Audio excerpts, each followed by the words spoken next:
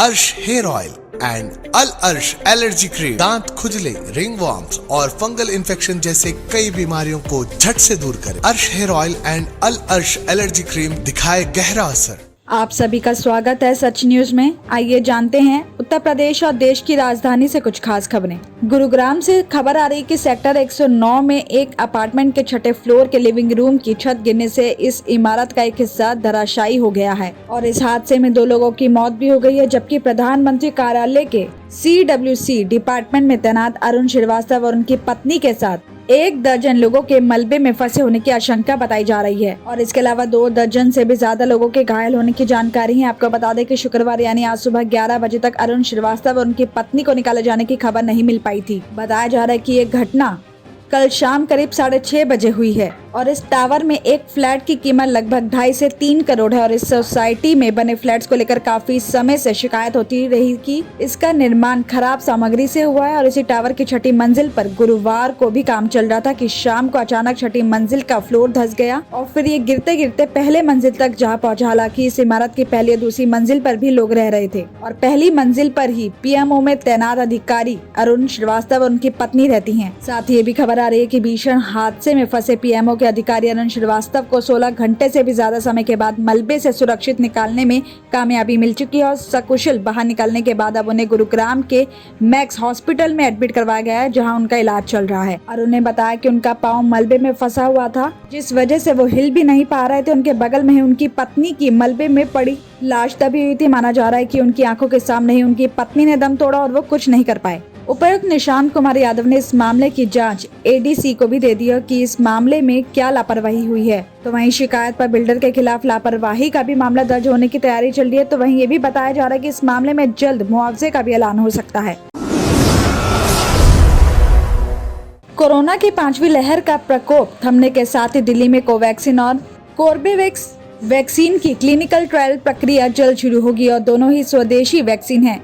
बताया जा रहा है कि एम्स में कोवैक्सीन की एहतियाती खुराक पर परीक्षण शुरू होगा और इसके लिए रजिस्ट्रेशंस भी किए जा रहे हैं। तो इस परीक्षण के दौरान लोगों को नोजल के जरिए तीसरी डोज दी जाएगी और इस दौरान कोविशील्ड लेने वालों पर भी परीक्षण किया जाएगा ताकि ये पता चल सके कि कोवैक्सीन की एहतियाती खुराक देश में मौजूदा दूसरे वैक्सीन को लेकर भी समान असर दिखाती है या नहीं। साथ ही इसी तरह दिल्ली के अपोलो हॉस्पिटल और GTB में बायोलॉजिकल फार्मा कंपनी की कोर्बेवैक्स का परीक्षण भी शुरू होगा। हाल ही में इस वैक्सीन को सरकार ने आपात इस्तेमाल की परमिशन भी दे दी है और साथ ही पिछले दिनों 5 करोड़ डोज का प्री ऑर्डर भी दिया गया है। तो अब फार्मा कंपनी इस वैक्सीन की तीसरी डोज की ताकत भी दिखाना चाहती है। तो वहीं इसके लिए कंपनी ने कोवैक्सीन और कोविशील्ड दोनों वैक्सीन लेने वाले लोगों को भी चयन किया गया है, क्योंकि अभी तक इन्हीं 2 वैक्सीन को लेने वाले ज्यादा लोग हैं। सफदरजंग हॉस्पिटल के वरिष्ठ डॉक्टर जुगल किशोर का कहना है कि देश में कोरोना वैक्सीनेशन कार्यक्रम शुरू हुए 1 साल से भी ज्यादा समय निकल गया है और अनुमानित तौर पर हमने देखा कि वैक्सीनेशन की वजह से ओमिक्रॉन की लहर हल्की रही, लेकिन वैज्ञानिक तौर पर वैक्सीनेशन के असर और इससे बनने वाली एंटीबॉडी की उम्र इत्यादि को जानने के लिए भी अध्ययन हो रहे हैं।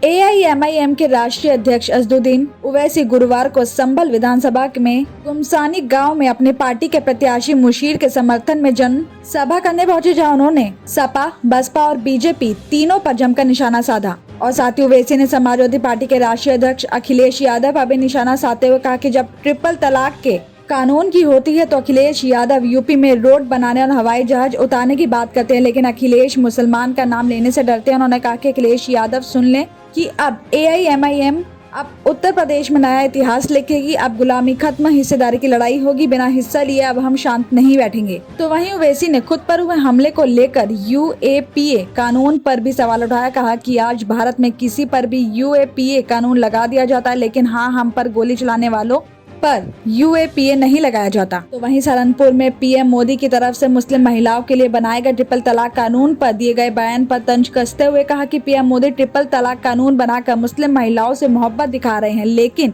इसकी हकीकत यह है कि जब ट्रिपल तलाक कानून में किसी को सजा दी जाती है तो उसका समय 2 साल, लेकिन जब गैर मुस्लिम को उसी तरह के कानून में सजा दी जाती है तो उसका समय 1 साल ही होता है। तो ये कौन सी बराबरी है।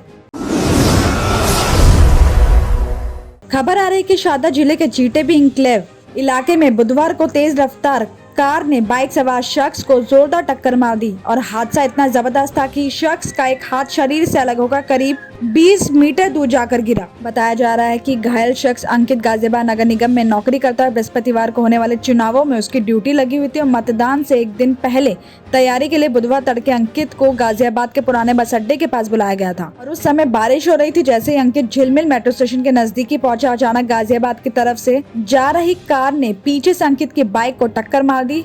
कार ड्राइवर फरार हो गया। अंकित बाइक के साथ काफी दूर तक घसीटता चला गया और उसका दायां हाथ हथेली से अलग हो गया। अंकित दर्द से छटपटाने लगा और इसी बीच राजस्थान के खाटू श्याम जी से लौट रहे परिवार ने हादसे को देखा तो वो रुक गए और कैब सवार मयंक ने बताया कि उसके पिता ने घायल शख्स के हाथ को ढूंढा, जो हाथ करीब 20 मीटर दूर डिवाइडर के पास पड़ा हुआ था। उस शख्स का कटा हुआ हाथ एक पॉलिथीन में डाला और उसके परिवार को खबर करके उसके जीटीबी हॉस्पिटल ले गए, जहां उस शख्स का इलाज करने से मना कर दिया गया, जिसके बाद मैक्स हॉस्पिटल में एडमिट किया गया। वहां इमरजेंसी में उसका ऑपरेशन शुरू हुआ, जहां करीब 12 घंटे की सर्जरी के बाद उसका हाथ जोड़ा गया। फिलहाल अंकित की हालत स्थिर बनी हुई है। हादसे के बाद आरोपी ड्राइवर कार के साथ फरार हो गया है, लेकिन राहगीरों ने आरोपी की कार का नंबर पुलिस को दे दिया है। पुलिस कार नंबर के आधार पर आरोपी ड्राइवर की तलाश कर रही है। दिल्ली और उत्तर प्रदेश की खबरों में आज इतना ही। बाकी देश भर की और तमाम खबरें जानने के लिए देखते रहिए सच न्यूज।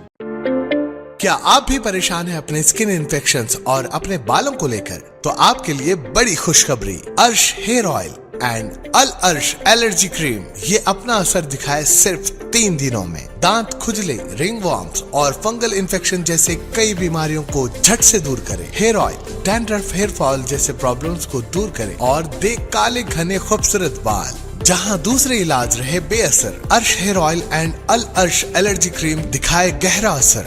मजीद मालूमात के लिए अभी कॉल करें 7095661743, 8074667316 या फिर 9381328844। हमारा पता है बहादुरपुरा एक्स रोड, अल अर्श medical hall, beside Akbar Hussain hospital. Available at Amazon and Flipkart। याद रखें, स्किन और हेयर प्रॉब्लम का इलाज अल अर्श एलर्जी क्रीम एंड अर्श हेयर ऑयल एक बार जरूर इस्तेमाल करें।